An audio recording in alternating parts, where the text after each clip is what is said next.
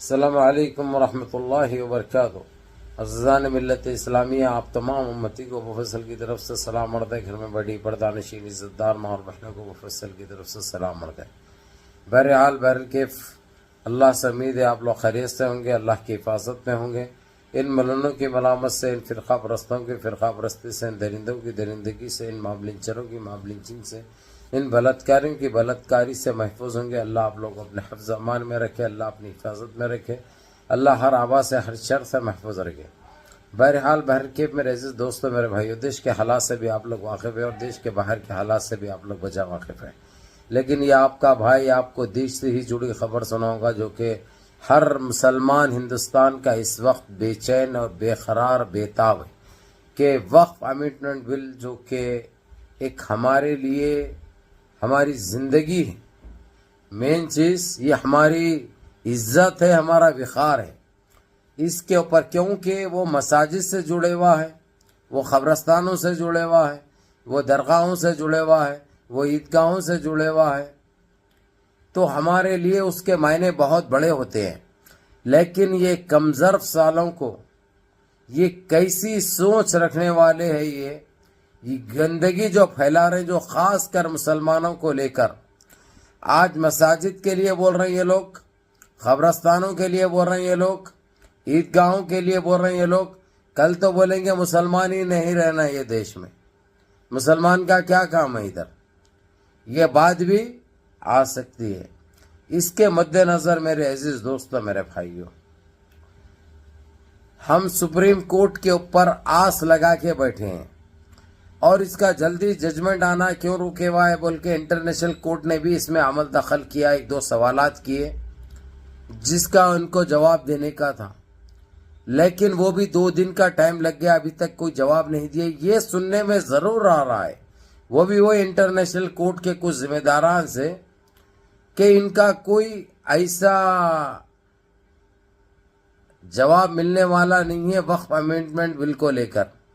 کیونکہ سرکار نے اپنی جو چھاپ چھوڑی ہے اس سے یہ لوگ مجبور ہو چکے ہیں، کیونکہ نہ سپریم کورٹ کی چلنے دے رہے، نہ کوئی ججمنٹ آنے دے رہے ہیں۔ اس کی وجہ سامنے آ چکی ہے۔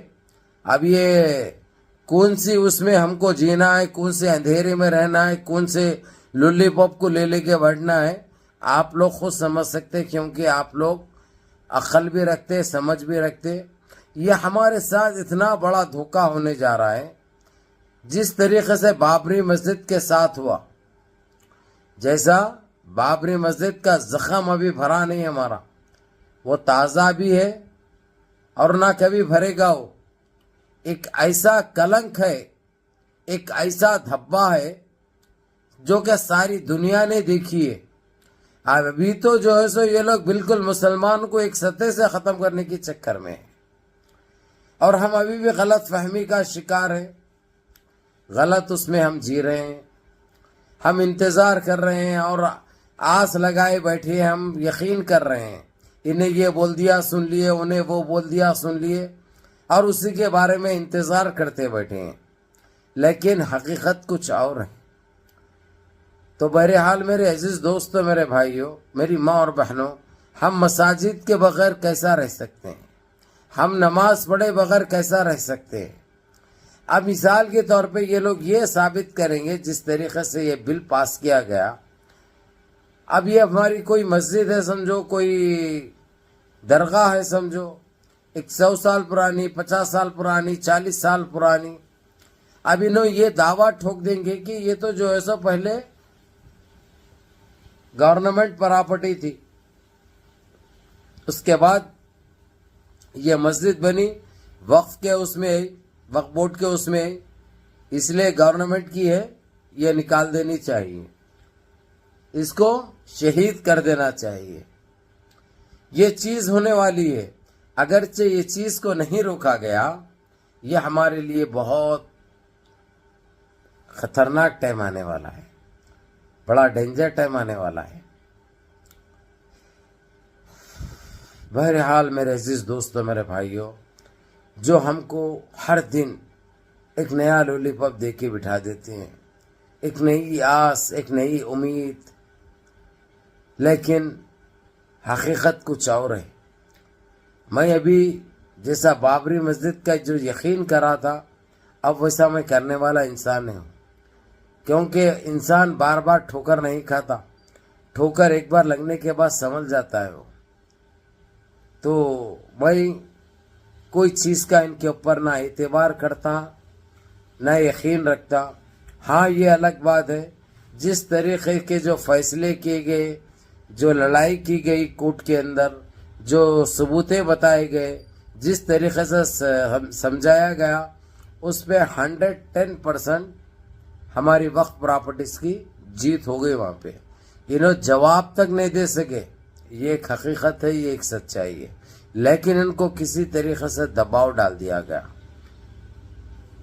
کہ ججمنٹ نہیں ہونا چاہیے، یہ فیصلہ نہیں ہونا چاہیے، یہ خاموش بٹھانے کے لیے. اب آپ لوگ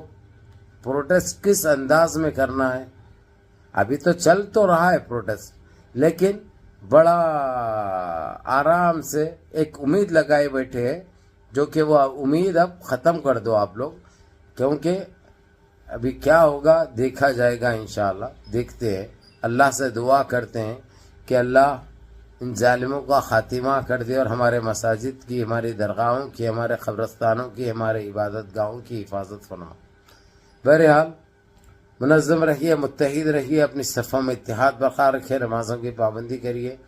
ماں باپ کی خدمت کریے، بڑوں کے احکام پہ عمل کریے، اور اپنے اس بھائی کو بھی دعاؤں میں یاد رکھیے. السلام علیکم ورحمۃ اللہ وبرکاتہ.